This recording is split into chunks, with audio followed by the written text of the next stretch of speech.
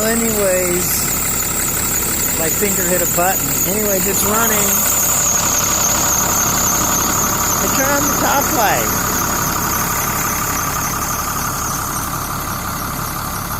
The closest one to you. Hit the one next to it. Yeah, that's the inner and outer. Not, yeah, you can turn them off.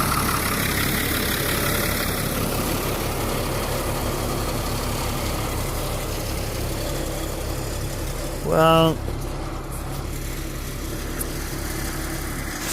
I know it's not the greatest tow truck, but you know what? When you ain't got a tow truck, it's a really nice tow truck. And we're going to get all this sandblasted. We'll have to take the lights out. Everything we don't want all sandblast, we got to take off, of course. And then when you sandblast, you got to bring it back here and you got to blow it every which way. I'm telling you. I never realized how much that sandblasting stuff goes. We were sandblasting out in front of the shop, sandblasting some parts to my 98 Corvette. And then months and months later, completely all the way back in the house, all the way back in the furnace room, I had this box with some old medical, whatever you call it, this DVD, not CDs or whatever you call it, they give you from the medical place for copies of your back, x-rays, whatever. Well, I was looking for them, and I was like, they were in that box. I picked up that box, and that box was filled with that sandblasting crap, and I was just like, oh my god, that stuff it carries like crazy. It goes everywhere. Anyways, yeah, I bought this truck. Yeah, it's got gas. I bought this truck from Bill at American Towing. Actually, I didn't buy it from Bill. Bill was getting this truck. He was hiding them from the bank. And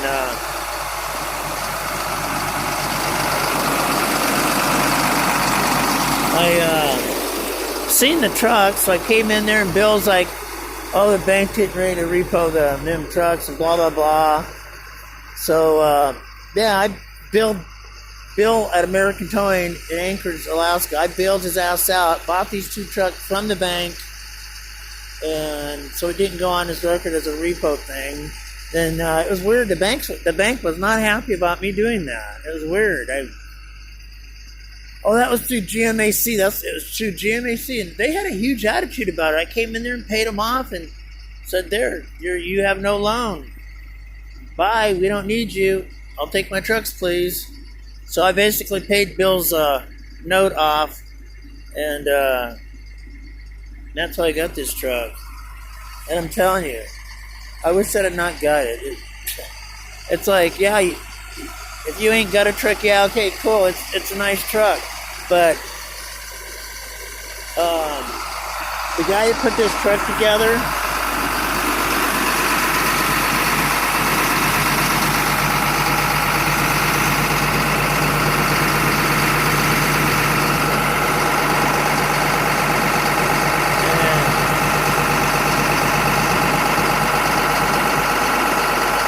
oh, it's right there.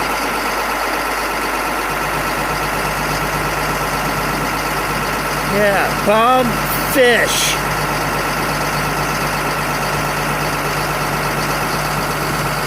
You're getting an official notice, YouTube notice, that your shit sucks.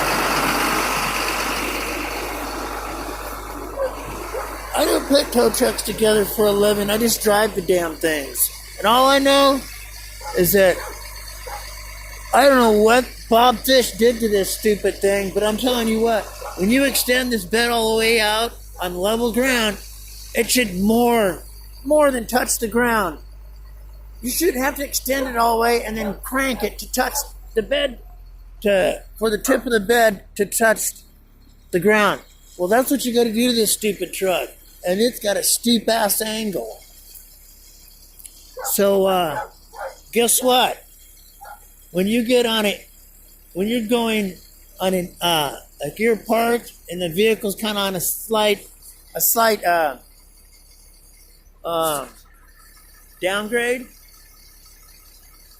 well, you got to crank it till the damn back wheels come off the ground. Well, guess what? It still ain't touching the ground.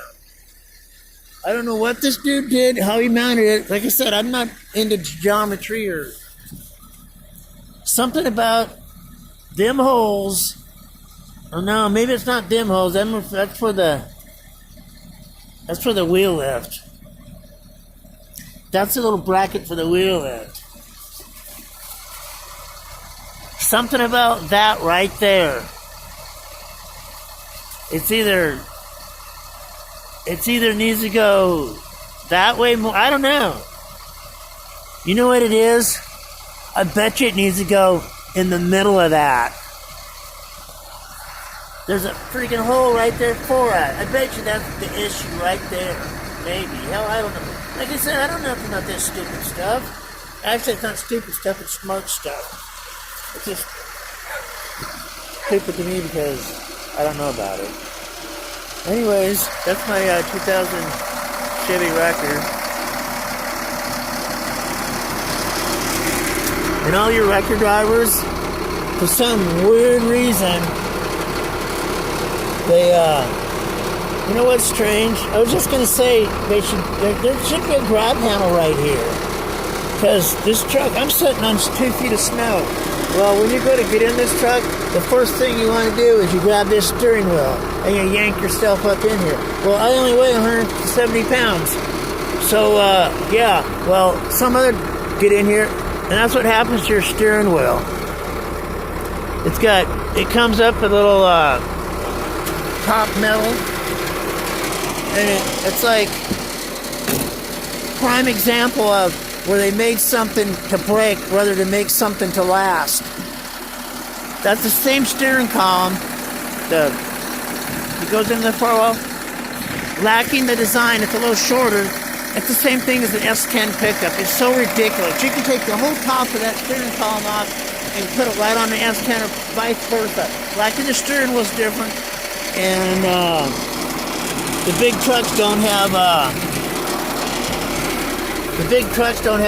a locking plate up here. So when you go to take this apart, you don't have a lock plate to put your typical lock plate steering column gadget on to pull your ignition out or work on your steering column. It's a stupid little ring, and I'm telling you, it's freaking hell. It's hell to get on. If you got a jury rig, a little gadget on it, buy one from Macro Snap-on or one of them guys. But anyways, apparently these videos I'm making them too long, so whatever else. Oh my God.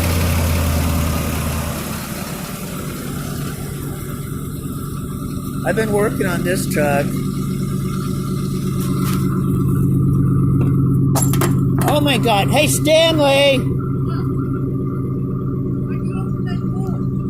Because I wanted to look here. A bunch of stuff just fell out.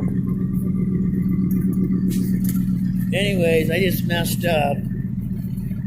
This thing has got shotgun exhaust, and I'm telling you, this is single into dual, and it sounds amazing. Like, seriously amazing.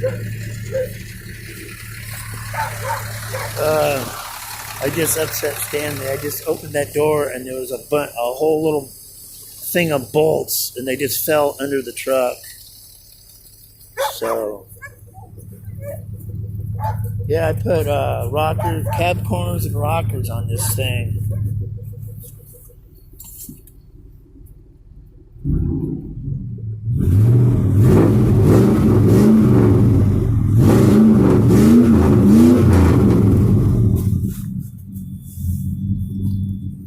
Yeah, this thing sounds amazing. There's my old 89 Chevy pickup. That was one of my last impounds.